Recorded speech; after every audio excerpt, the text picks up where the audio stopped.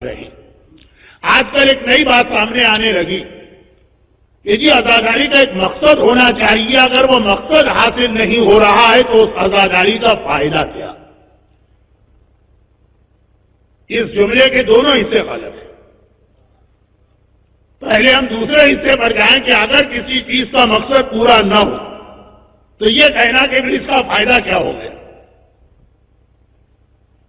یہ تو غیر مسلموں یا ہندوؤں کی طرح کی ایک پوجا پاٹ ہو گئی، یہی غلط۔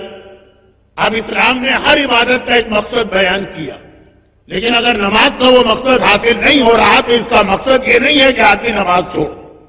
روزہ لعلکم تتقون، تمہیں متقی بنانا۔ فرض کیجئے کہ کوئی آدمی متقی نہیں بن پا رہا تو وہ روزہ رکھنا چھوڑ دے کہ ایسے روزے کا فائدہ کیا؟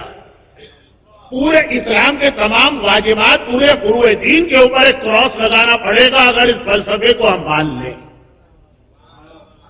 تو پہلی بات تو یہ کہ یہ دوسرا حصہ بھی غلط اور پہلا حصہ بھی غلط کہ عزاداری کا ایک مقصد ہونا چاہیے۔ عزاداری خود ایک بہت بڑا مقصد ہے، اس سے ہمیں دوسرے فائدے حاصل ہوتے ہیں جو ہر عبادت سے حاصل ہوں گے، لیکن یہ کہنا کہ اس کا اپنا اور کوئی مقصد ہے نہیں۔ سب اعزاز پہ آ کے بیٹھنا، ایک ماں اپنے بیٹے کے جوان بیٹے کے موت پہ مرتی ہے تو اس کا مقصد کیا ہوتا؟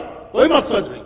اس کے دل کو چوٹ لگی ہے، اسے محبت ہے اپنے بیٹے سے، اس کی آنکھ میں آنسو آ ہی جائے، وہ روکنا بھی چاہے تو نہیں روک پائے گی۔ اب اگر کوئی کہے کہ بھائی جوان بیٹے کی موت پہ رونے کا کوئی مقصد ہونا چاہیے، اگر کوئی مقصد نہیں تو رونے کا فائدہ کیا؟ اس کے پاس سب کچھ ہے مگر انسان کا دل نہیں ہے، پتھر دل اس کے پاس۔